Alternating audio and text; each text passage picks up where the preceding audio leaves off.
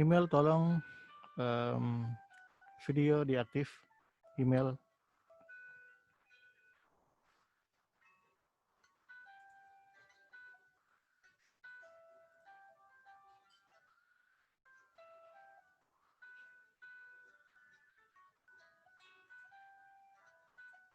Oke. Ya, Adriana kemarin tidak ada ya. Itu yang kemarin tidak mengikuti pertemuan Zoom. Sempat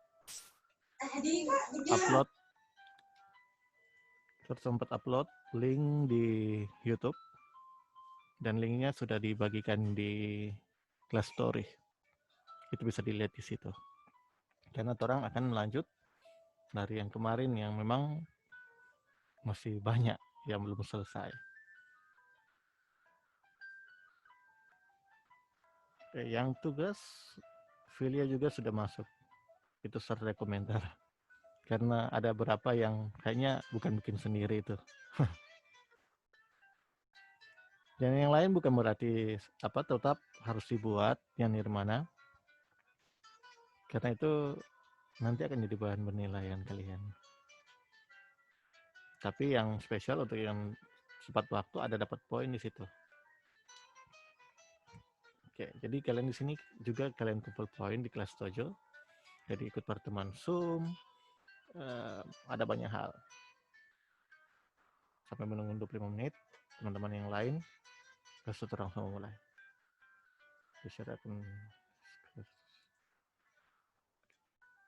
Nah, jadi ini. Ya, jadi poin sekarang masih tertinggi juga Pak Email. Memang yang lain sudah tinggal jauh. Jadi ini poin-poinnya.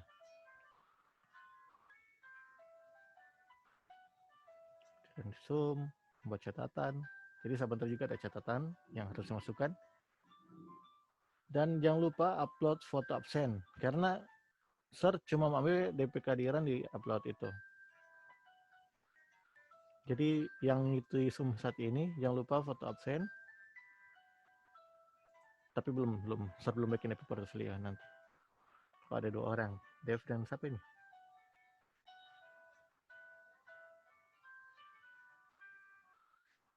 Kalau boleh DP nama jangan cuma Dev, karena ada 2 orang ini tuh. Ini kelas 11. Dev, kelas 11 dia. Kelas 11. Siapa yang di sebelah?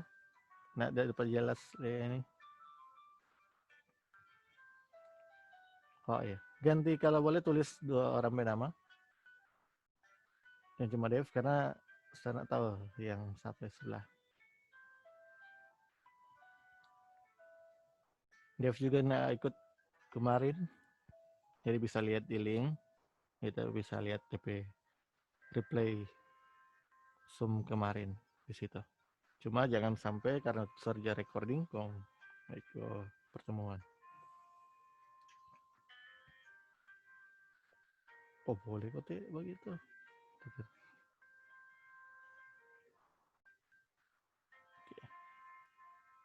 menit lagi. Siap catatan karena banyak hal di sini yang akan bahas. Masih tentang tinjauan profesi dan manajemen kerja desain grafis.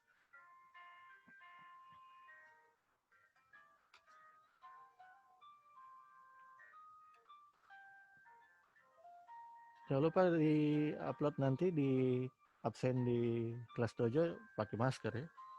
Kalau di sini masih boleh. Supaya dapat. Karena ada yang ikuti Zoom yang enggak upload lagi di Bapak Chris kemarin yang enggak upload.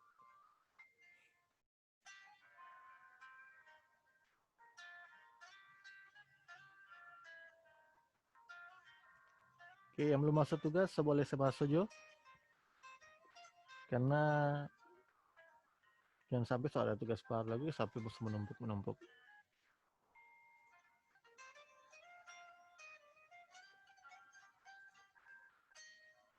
Oke, terang masuk ke pembahasan kita. Jadi masih tentang tinjauan profesi dan manajemen kerja desain grafis.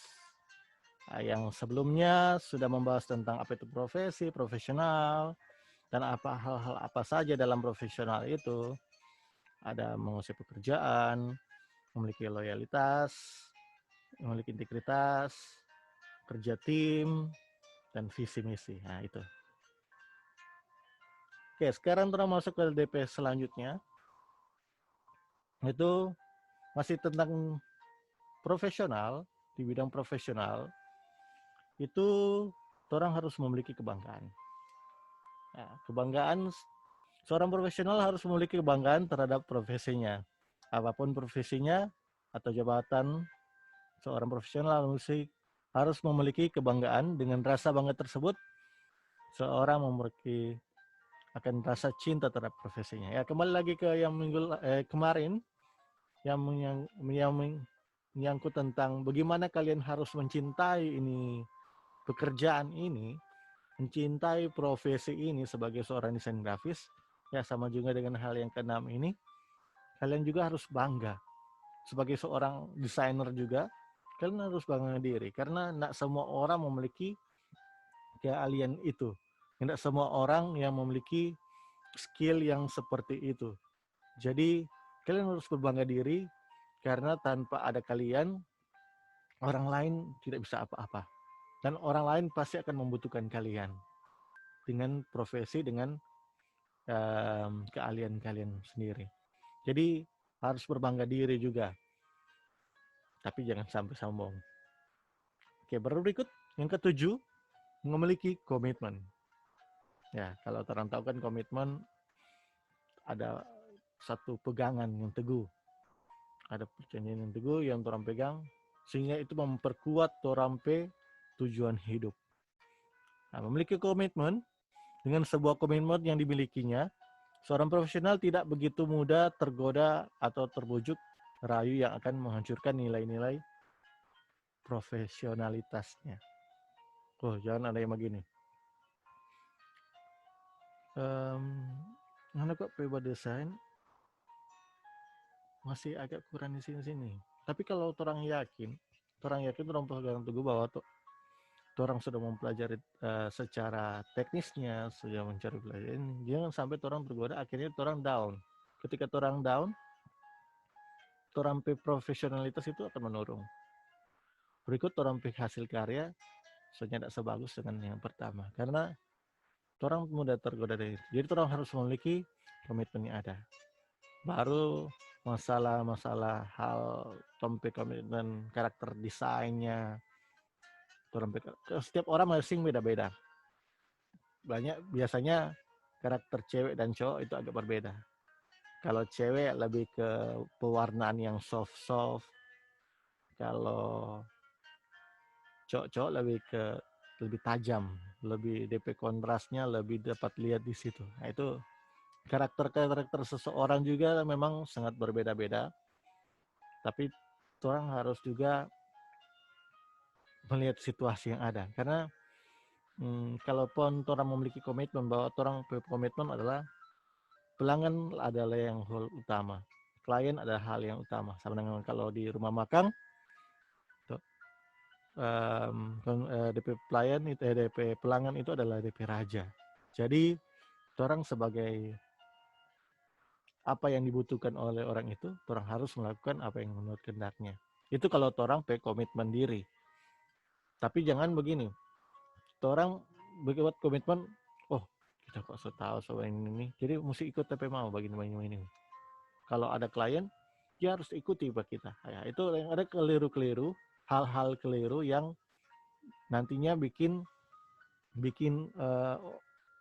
orang lain sedang mau bahas desain buat orang, atau orang lain yang sedang mau minta bantuan buat orang untuk membuat sesuatu, tapi ada bayaran. Itu kan kalau orang berkecimpung di dunia bisnis begitu. Jadi seperti itu. Jadi orang harus juga lihat dan putuskan komitmen yang memang betul-betul layak dan pantas untuk orang lain. Jadi itu. Jadi tadi selain memiliki kebanggaan akan profesinya, memiliki komitmen, dan berikut orang masuk ke prinsip kerja dasar. Tadi kalau menyangkut tentang profesinya, jadi profesi itu ada 7 profesi, 7 hal yang dalam profesional itu, dan sekarang ke prinsip kerjanya. Nah, yang pertama itu selalu memulai dengan ide yang sangat baik. Tidak mudah mendapat ide yang baik. Nah, kenapa itu tidak mudah? Karena begini, ketika orang kurang dalam orang pengalaman juga sangat mempengaruhi. Baru orang juga kurang melihat, apakah melihat di dunia sekitar yang nyata atau dalam dunia virtual. Dunia virtual maksudnya di komputer atau di internet. Jadi jarang orang melihat sesuatu, jarang orang searching sesuatu, itu akan kesulitan orang mendapat sebuah ide. Jadi ide itu akan muncul ketika orang memiliki pengalaman yang banyak dan orang selalu observasi, melihat, beranalisis setiap keadaan lingkungan kita di sekitar. Oh, yang begini bagus pakai warna begini. Oh, yang kayak begini harusnya pakai begini. Jadi ada hal-hal yang mendorong kita untuk bisa keluar sebuah lampu dalam terompe kepala. Jadi seperti itu. Dan juga memang untuk mencari ide yang baik, memang ada orang yang, setiap orang beda-beda memang. Ada karakter tertentu, ada orang yang dalam keadaan yang ribut dan apa dia bisa berpikir seperti itu. Ada orang yang dia harus cari tempat yang tenang. Tempat yang tenang, ada instrumen musik seperti ini. Supaya bisa, oh iya baru dapat ide. Jadi tidak mudah memang. Tidak mudah untuk mendapat ide yang baik. Seringkali dibutuhkan 100 ide yang buruk untuk mendatangkan satu ide yang baik. Jadi ada prosesnya. Jangan berpikir, kalau kita kok orang yang tidak kreatif. Kita orang, ya cuma begini no kita orang. Jangan sampai hal itu yang bikin kita jadi hilang tuh profesional tadi. Tuh orang soalnya tidak percaya diri dan apa seterusnya, akhirnya hasil yang orang buat begitu terus sampai begini. Jadi orang belajar dari kesalahan. Jadi kalau ada hal-hal, jangan pernah lagi orang merasa minder atas kritikan orang lain. Nanti orang akan cuma mungkin akan kesulitan kan proses membuat, karena ini di masa pandemi keterbatasan media, karena nak semua. Bagusnya memang kalau ada laptop masing-masing, orang boleh melaksanakan seperti itu. Atau bisa juga pilih patamang, babekin dan seterusnya. Itu nanti kurang akan mau bagaimana mau pikirkan itu supaya semua tercover. Jadi jangan pernah merasa putus asa ketika kalian dikritik orang. Karya kalian dikritik orang, tapi biarlah masukan itu menjadi bahan pembenahan diri supaya berikut oh ya kita pikir kekurangan kita di sini, kita masalah ternyata tapi warna terlalu begini. Tapi memang setiap pandangan orang beda-beda. Jadi kembali lagi ke hal itu, karena ada orang yang suka yang demikian, ada orang yang tidak suka demikian. Baru berikut yang kedua, lihat hal-hal di luar desain sebagai inspirasi. Hal-hal di luar. Ya, saya tadi katakan bahwa memperbanyaklah kalian melihat hal-hal yang di mana-mana pun itu. Instagram, Pinterest. Nah, kalau boleh, akun Instagram jangan cuma follow cuma banyak dan teman-teman atau hal-hal lain. Tapi bisa juga follow yang konten-konten yang bisa bermanfaat bagi orang semua. Dan lain kali coba upload itu ambil di Instagram, upload di misalnya video yang menarik, yang rasa unik sekali atau menarik sekali, terbagikan supaya kalian juga bisa melihat di situ. Tapi banyak sekarang orang bisa lihat di internet, di orang-orang akun-akun Instagram ataupun di Pinterest yang ada. Jadi kalian bisa lihat-lihat situ karya orang lain. Nah, semakin banyak kalian melihat, maka semakin banyak kalian imajinatif, kreativitas bisa terbangun di situ. Maka ide-ide baru, ide-ide baik bisa kalian dapatin. Karena kalian merancang, kalau cuma tahu pakai aplikasi tanpa ada hal yang itu akan mau susah. Mungkin ada yang merasakan waktu kelas 10, karena kan basicnya sudah ada di kelas 10. Kelas 11 kurang pematangan dan bagaimana mengeksekusi hal-hal dari itu. Jadi seperti itu. Supaya karya yang kalian buat, hasil editing yang kalian buat, tidak cuma biasa-biasa. Kalau cuma biasa-biasa sama orang boleh. Oke, berikut yang ketiga. Yang ketiga, pelajari bentuk desain berikut fungsinya. Sebelum memulai desain, belajar sebanyak mungkin tentang siapa target dari desain. Apa tujuannya, untuk apa pesan dalam desain disampaikan, dan bagaimana hal itu akan diproduksi atau dihasilkan. Lihat dulu, kalau orang mau desain ulang tahun anak-anak, tentu mesti bersifat anak-anak semua. Anak-anak, misalnya kalau perempuan, pasti ada icon-icon boneka-boneka atau punya hal yang dia suka. Atau boleh orang begini, ada klien datang, oh bikin baliho ulang tahun. Oh ini adik suka apa? Ini adik favorit apa? Dan seterusnya. Seperti itu. Jadi janganlah orang malu untuk bertanya kepada klien. Untuk orang bisa observasi, ketika orang mendesain sesuatu, orang tidak salah. Orang tidak salah, akhirnya apa yang dibutuhkan oleh klien itu tidak tersalurkan. Akhirnya ganti-ganti, akhirnya memakan waktu yang banyak. Seperti itu. Jadi orang profesional dia harus peka. Dia harus peka. Dia harus cari tahu, cari watanya. Tidak usah malu-malu. Memang kalau anak MM sebenarnya rasa maluan itu bukan kemaluan yang lain. Itu dihilangkan supaya nggak berani bertanya, memang akan sesat di jalan. Itu kan orang berpepatah. Jadi itu. Jadi orang harus tahu siapa target dari desain.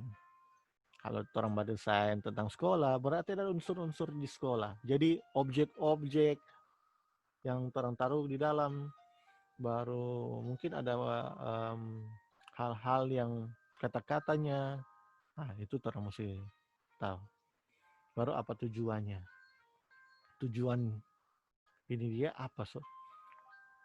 Oh, karena orang memperkenalkan ini produk, berarti orang mesti tonjolkan ini produk.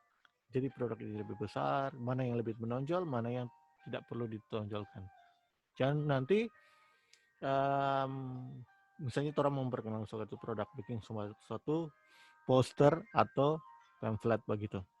Jadi produknya cuma kecil, tapi DP keterangan tentang produk itu lebih besar. Akhirnya orang susah akan melihat hal itu. Jadi ada hal-hal yang menjadi penonjolan di situ, sama seperti sebelumnya tuh. Baru berikut, desain adalah sarana, bukan tujuan. Nah, jika tidak melayani tujuan, seperti menjual produk, layanan, ataupun ide, maka itu membuang-buang waktu. Jika Anda ingin seni untuk seni, jelas seorang seniman. Nah, jadi maksudnya ini begini, kalau kalian ini cuma sekedar bagaimana mengembangkan diri, ya fokus ke dalam hal itu. Jadi, tapi kalau kalian ingin menerjunkan diri kalian ke dunia bisnis, ingin mendapat penghasilan sendiri, fokus ke dalam hal itu. Tujuannya harus jelas di sini. Dan desain itu adalah sebuah sarana. Sarana orang untuk bisa berkarya, sarana orang untuk bisa mungkin mencari penghasilan di dalamnya, Karena itu DP spesial untuk anak multimedia memang. Anak multimedia, DP spesial, ketika kalian sudah ahli dalam hal ini, atau kalian ada keterampilan yang sudah kalian kuasai, maka orang akan cari kalian. Orang akan cari kalian dan itu bisa menjadi peluang untuk kalian bisa mendapat suatu penghasilan. Seperti itu. Tapi kurang bagaimana cara-cara kalian, sebenarnya berapa kalian untuk bisa melakukan hal itu. So itu jangan pernah takut, optimis lah, jangan pesimis. Nah, baru berikut yang kelima. Yang kelima, selalu perhatikan detail di setiap elemen. Detail-detail setiap elemen. Misalnya kalau pasar ini kita sering pakai waktu di dalamnya, ada hal. Ini cuma dalam hal online class. Jadi ada rupa rolling text di bawah. Jadi pikirkan hal-hal tertentu, jangan sampai ada hal yang bocor di dalamnya. Kalau orang-orang dalam dunia kalau dalam film kok bisa dalam bocor itu. Jadi seperti itu. Jadi ada hal-hal yang tidak layak ditampilkan di dalamnya. Jadi detail-detail juga di sini. Nah ini di sini dia bilang tentang ukuran, pixel, jenis font, pewarnaan dan lainnya. Nah jadi seperti itu. Pixelnya, kalaupun begini, ada kebanyakan begini. Orang pemula awal, kalau dia tidak tahu, pasti dia cari DP gambar-gambar, cuma cari di internet, terserah dia tarik drag drop ke misalnya di Photoshop misalnya. Dia tarik drag drop ke Photoshop, tapi dia tidak lihat ternyata resolusi dari gambar itu mungkin cuma 320 kali 240. Setelah di drop dalam bentuk format baliho itu sangat besar sekali kalau di Photoshop. Sahabat tuh foto itu ketika kalian drop cuma aja kecil. Nah, ini yang jadi permasalahan adalah yang kali foto yang kecil yang di drop itu kalian perbesar. Nah, ketika kalian perbesar, maka DP pixel itu akan tidak seimbang. Yang pixelnya mungkin cuma butuhkan di situ cuma 15 pixel, bukan mega lagi. 15 pixel, cuma 15 titik kotak itu, DP dot itu, kalau kalian perbesar. Maka tuh kotak itu lebih besar. Akhirnya gambarnya dapat ya pecah. Jadi perhatikan tertentu. Kalaupun mau cari-cari gambar untuk kebutuhan mendesain, misalnya desain baliho dan seterusnya, dilihat. Kalaupun kalian searching di Google, tambahkan kata HD atau hal-hal tertentu supaya keluar dengan jumlah pixel yang besar. Di situ kan kalau kalian buka di internet, di situ ada DP pixel-pixel. Misalnya contoh,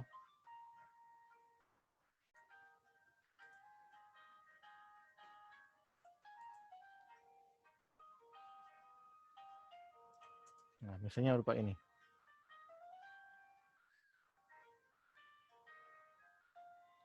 Nah, di sini ada DP pixel-pixel. Kalau bisa, coba Endang. Nanti ketika nak satunya situ kan? Oh ya ada. Nah ini rupa ini ada 960 kali 50. Nah itu agak rendah. Kalau cari sampai 1000-an, itu termasuk pixel yang sangat besar. Jadi perhatikan baik-baik penggunaan gambar, karena Photoshop itu adalah manipulasi foto. Manipulasi foto dalam bentuk bitmap. Kan di dalam dunia grafis itu ada dua hal yang sangat penting, vektor dan bitmap. Nah, oleh karena itu kenapa orang kalau bikin logo memang sebenarnya lebih condong ke penggunaan vektor, karena vektor dia tidak mengenal pixel. Sedangkan bitmap itu dia mengenal pixel. Jadi di vektor biarpun turang mau sebesar apapun di gambar, dia akan mau pecah. Nah, itu orang yang bikin logo kebanyakan di situ. Seperti itu. Supaya hasil dari logo tersebut berkualitas bagus. Jadi seperti itu. Hal-hal detail, baru font, jenis font. Jenis font yang dipakai. Ada yang font yang memang sudah tak dapat baca. Sehingga orang setengah mati mau dapat baca itu maksud dari apa yang sampai tujuan. So, cari yang font bunga-bunga, ada kan begitu. Orang kalau sama mau desain, dia secara, oh ini bunga-bunga bagus, gulung-gulung. Akhirnya orang yang mau terima tuh pesan itu, pesan dari sebuah gambar, so nyenak tersampaikan dengan baik. Karena orang akan kesulitan di situ. Jadi perhatikan baik-baik penggunaan font yang dipakai. Jangan salah menggunakan font yang selalu berkarakter di situ. Jadi lihat font-font yang memang betul-betul layak untuk dipakai. Nah, baru yang berikut juga di sini masih dibahas tentang yang diperhatikan adalah pewarnaan. Warna yang dipakai. Nah, kalau dia lebih ke anak-anak, misalnya kalian bikin baliho anak-anak, ini saya ambil contoh cuma seperti itu. Warna yang colorful lah, tuh. Warna yang colorful, karena anak-anak lebih condong, lebih suka yang warnanya sejuta, begitu. Banyak warna, bermain di warna. Tapi menurut orang lain, kata memang orang anak-anak dengan orang dewasa agak berbeda. Jadi orang harus lihat, orang kembali lagi tuh tadi yang di atas, orang harus lihat dulu DP target.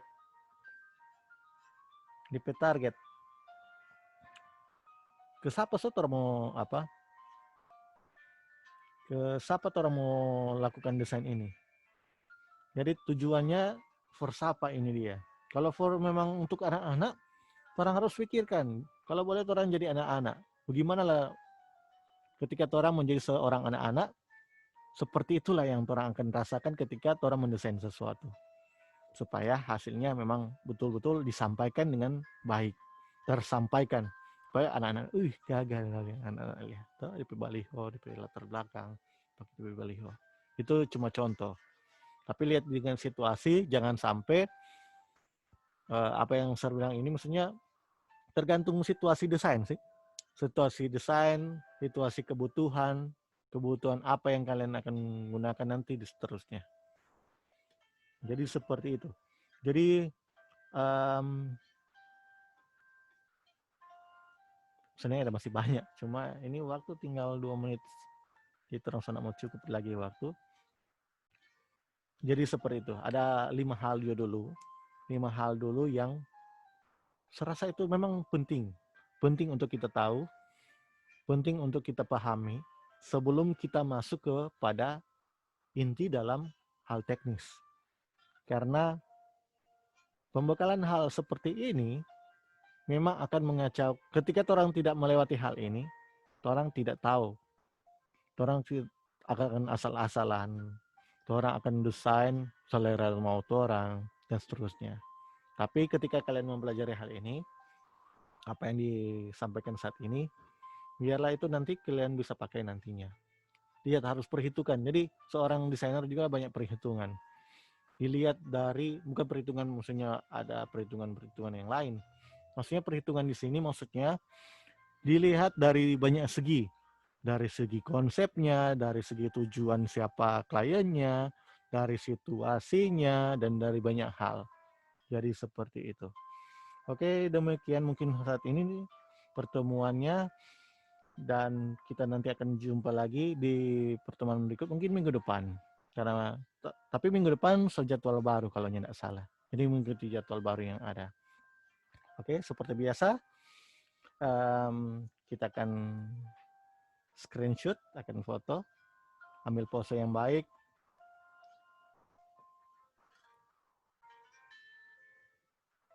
Oke, 2 kali. Ini yang pertama. 3, 2, 1. Ulang.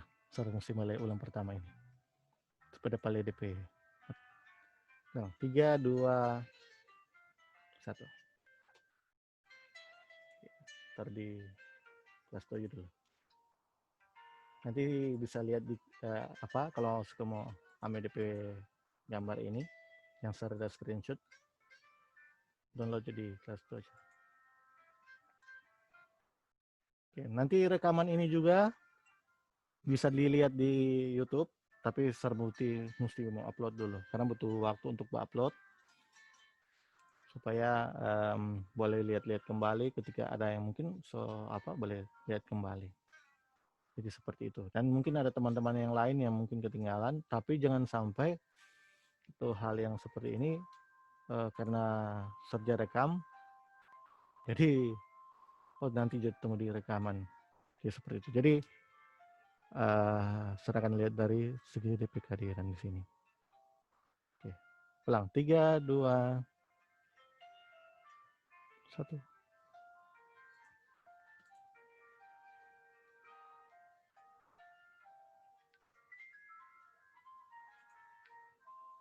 Oke. Ya, sampai jumpa minggu berikut. Nanti kurang mau lihat di jadwalnya di kapan. Yang jelas pertemuan kita masih akan berlanjut lagi di sini dengan pertemuan di materi yang sama. Oke, see you next time.